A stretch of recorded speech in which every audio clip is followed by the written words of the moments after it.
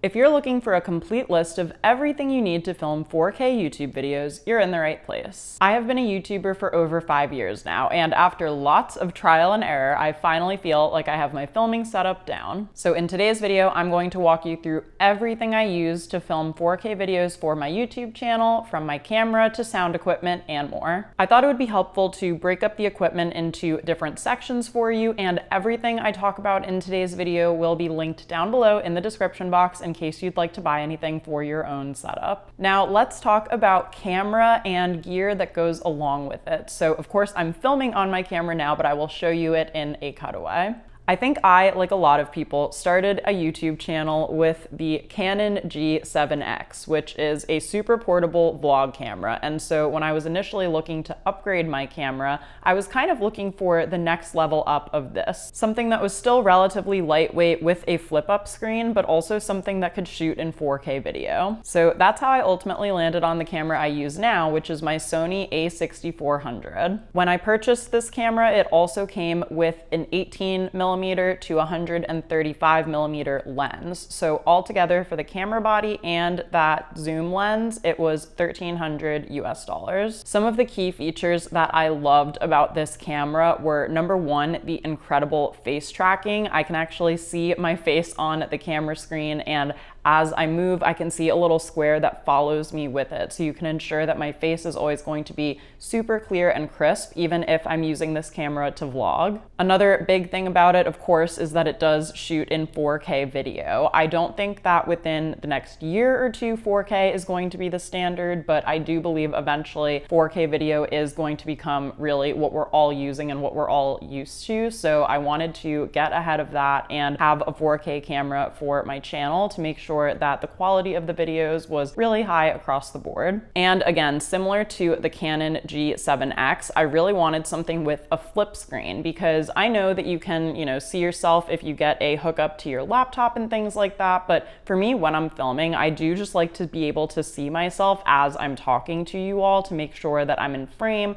to see if anything is off behind me. And I just like being able to see what you are ultimately going to see in the moment. They have made newer versions of this camera as well. This is the a6400. I know they have the 65, 66, and so on. So do your research and see which version might be best for you if that's what you're interested in. And I might buy another lens in the future to use this camera more for photography, but right now this zoom lens is perfect for all of my video needs. So there is one thing I want to point out about this camera, and when I first got it initially, I was like, wait, did I just make a huge mistake here? And I am so relieved that there was a really cheap solution. So since the camera does have a flip-up screen, it does, though, have a little slot where you can put a shotgun mic. So I'm jumping ahead a little bit here, but basically you can put a shotgun mic on top of your camera if you are vlogging, so that it picks up your sound while you're very close to the camera. But the little slot for where this mic would go was actually right where the flip-up screen was. And if you're like me, and especially if you're vlogging and you want to be using the flip-up screen, this would then block the screen. So luckily, there is a $20 solution to this, and it is called a small rig.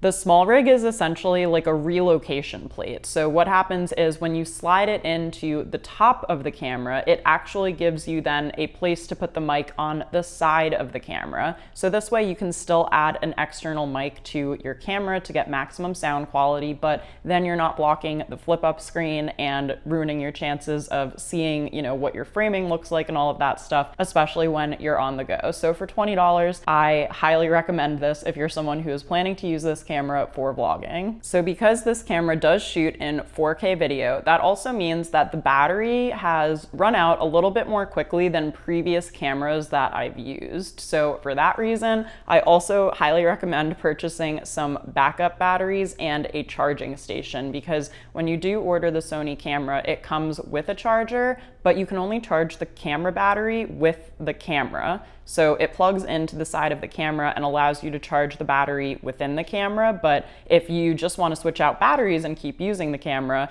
then you're going to want an external place to charge those batteries. So this is a triple USB charger from First Power. I got it on Amazon. This was $37 and it came with the USB plug and 3 additional batteries. So I also really recommend this, especially if you like to batch film content like I do. Before, I was charging my camera in between videos and it just didn't make any sense when I could have plenty of fully charged backup batteries ready to go. And this is also great to bring with you if you are traveling and you're going to be, vlogging or taking pictures and you want to be able to make sure that your camera keeps going throughout your whole trip. So let's now talk about memory cards. So I have always used these little SanDisk memory cards. They are super tiny and portable. As you can see, they also come in a little plastic case, so you can easily pop them in your camera bag so they don't get damaged. Obviously, they have a little bit of protection. This one I got on Amazon for $34. I have another identical one in my camera right now, and this one holds 128 gigabytes. So again, if you're someone who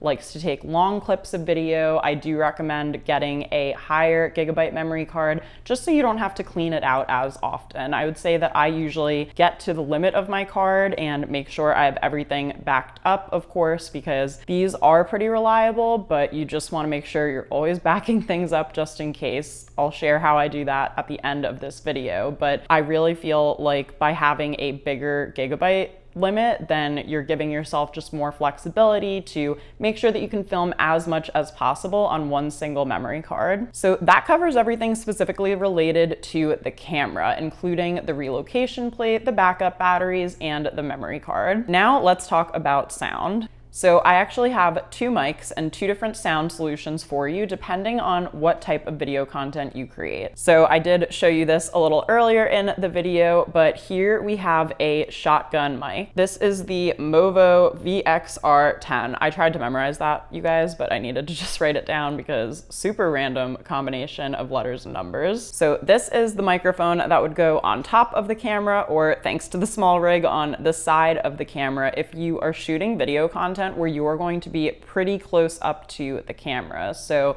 more like interview style videos or vlogs. And this is also really great if you do want to film video content, but you're in a smaller room where the sound is going to be much more direct and it's going to be a little less echoey. So it comes with this windscreen here that helps, with any extra background noise and stuff to reduce that, and this little shock mount that goes very easily on the camera. This was $50, and frankly, when I first bought this, I was just looking for a quick and easy sound solution. There are certainly better quality mics out there, but if you're just looking for something affordable to get started with, this is a really good option. And let's talk about the mic that I am actually wearing right now. So this is a lavalier mic from Power DeWise. As you can see, it clips on to my piece of clothing here, so it makes it easy for me to be really hands-free. And the reason that I ultimately went with a lavalier mic for my sit-down YouTube videos is because I'm not super close to the camera right now, and this enables me to sound better even when the camera is a little bit further away from me. The other thing to note about this is, I don't know if you guys have watched some of my vlogs and things like that, but if you've seen my apartment, I live in a 1-bedroom apartment, and it is actually one huge room that I'm filming in right now, which is not super ideal for sound. So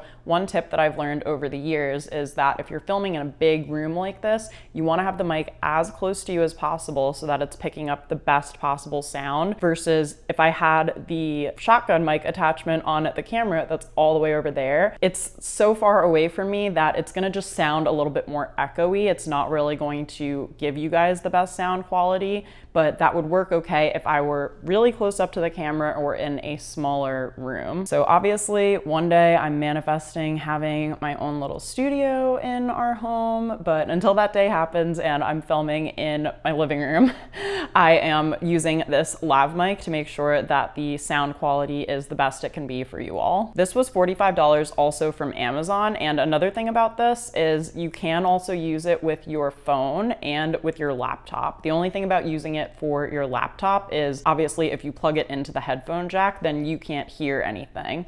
But if you want to record some audio, if you do any podcasting or things like that, or voiceover for YouTube videos, you could use this with your laptop. I also am a fan with this mic of looping the cord through the clip, so you get this clean little loop, and it looks really neat because I know my initial hesitancy with this, obviously as a fashion girly, was is that going to be distracting and interfere with my outfits and stuff? And because I'm able to do this little loop, and I'll show you in a cutaway exactly how I do it, it just makes everything look really clean and tidy, almost like I'm a news anchor and I'm just like giving you all of the goodness and the best sound possible. I'd actually love to hear from you in the comments below. Do you create more sit-down videos where a lavalier mic might be best for you, or do you create more vlog content where you might be using a shotgun mic? Definitely let me know your preference in the comments below. Okay, and next up, let's talk about the tripod that I'm using. So this tripod is from a brand called Endurax, also on Amazon if you're sensing a theme here. And I got this tripod when I got my Sony camera, because before I was using this tripod that was made out of aluminum, I guess, which made it really lightweight and easy to carry around and pop up my Canon G7X on. But I literally was so concerned that because the Sony camera is heavier, that the weight of it just meant that if the slightest breeze came by, that it would basically like fly away if I were ever vlogging or shooting any footage outside. So I wanted to just get a super sturdy tripod that would be perfect for whether I'm doing sit-down videos, whether I'm on the move, all of that different stuff. And this one is definitely super sturdy. It was $35 on Amazon, and I do love this one because it works both for camera, where it has the normal little screw in so the camera can sit atop of it, and it also comes with a phone attachment too that is adjustable. So you can screw this on and turn it to the side if you're filming, you know, more short form video content, or if you want to film just on your phone even and use this tripod horizontally, you can do that as well. And when it's fully collapsed, it is 18 inches or 1.5 feet tall. And then when it is fully expanded, it's 66 inches or 5.5 feet tall, 1.6 meters for any of you who do not use the United States crazy measuring system. So I just love that this one comes with so much flexibility. It's definitely a little bit bulkier to carry around if you are planning to be out and about. I have brought it into the city before to use to vlog, and honestly, I threw it in a tote bag and didn't really think anything of it because, knowing me, I'm always carrying some kind of tripod or extra camera or something when I'm going somewhere. But if you're using it at home, it's super easy and perfect to use. And I love, again, the flexibility of how high and low it can go, and just the fact that it is sturdy and I don't have to worry about it falling over or me accidentally knocking it over. That sounds like something I could do. Okay, and let's move on and talk about lighting. So lighting is the one part of my filming setup that I feel like I'm probably not going to nail until maybe we move at some point, just because in my current apartment setup, I have windows all along this wall over here that are bringing in light this way to me, kind of creating this little bit of light over here that obviously I can't do much about. So all of my lights are actually to the right of me to supplement that and just bring in additional light from this side so that I'm getting maximum light from both sides. In an ideal world, I would film, you know, either facing a window or just kind of fully away from a window, but we're working with what we've got here. And I actually use 2 lights whenever I film my videos that I will show you in cutaways, but you could potentially get away with just 1 depending on your own filming setup. So the first light that I'm using is a Limo Studio softbox light. Now, if you don't know what a softbox light is, it almost has this umbrella-like thing to it where you can pull it open and then you screw in a giant light bulb and you put this light cover over it that becomes the soft box that really distributes the light and gives you this really nice diluted light that's still super, super bright and effective. I have actually had these since the first ever YouTube videos I filmed. I remember buying them on Amazon and being like, oh my gosh, I'm such an official YouTuber now. This is so great. And then I got them to my tiny room in my Brooklyn apartment that I shared with 2 other girls. So I only filmed in my room at the time, and they took up the entire bedroom. So that's just one thing to note if you live somewhere where you don't have a lot of space. But They are super bright and super powerful. So these are listed on Amazon right now. You can get one for $50 or two for $75, which don't quite understand that. Seems like a scam. So I would honestly just get the two because, well, number one, my other one broke. So if I didn't get the two, I wouldn't still have this one. Always good to have a backup. And you're just gonna be saving a little bit of money. And you don't need to use both of them. I'm only using one right now, but it is just nice to have two on hand should you need them, or obviously to have a backup. And then I also use a 10-inch ring light. I cannot pronounce the name of the brand, AIPI, looking at my notes, 10-inch ring light tripod from Amazon as well. And I use this a little bit less so for like the light itself and more so for the temperature control. So what I love about this ring light, and it's positioned like right in front of my face here, you could probably see if I put my hand out here where the light source is. I love this because it has cool, warm, and mixed light settings. So if there's a super overcast day and my apartment is looking really dull and dreary, I will probably use the warm setting of the ring light. If things are super bright for some reason, maybe I'll just go for the cool tone setting so that if my apartment already has more of a reddish or something tint to it because of sunlight, this will help me look a little bit more balanced on camera. So it's not a perfect system. I'm not like super intense about the lighting, but I do like to have these little controls where I can. And I love this ring light for that purpose. This ring light is also adjustable, and it also comes with a phone stand in the middle of it. So if you guys follow me on TikTok or Instagram, any of my short form content platforms, and you see me filming, green screen talking videos or sit down talking videos, I'm almost always doing it in front of this ring light. So it definitely serves multiple purposes, whether you create long form YouTube video content or whether you also create short content. So now we've covered camera, we've covered lighting, and we've covered sound, but I am going to cheat a little bit because the next two things I want to recommend are technically a bit more of the upload process, but since we're talking about filming here, I do think it's important to make sure that you have what you need so that your footage that you just worked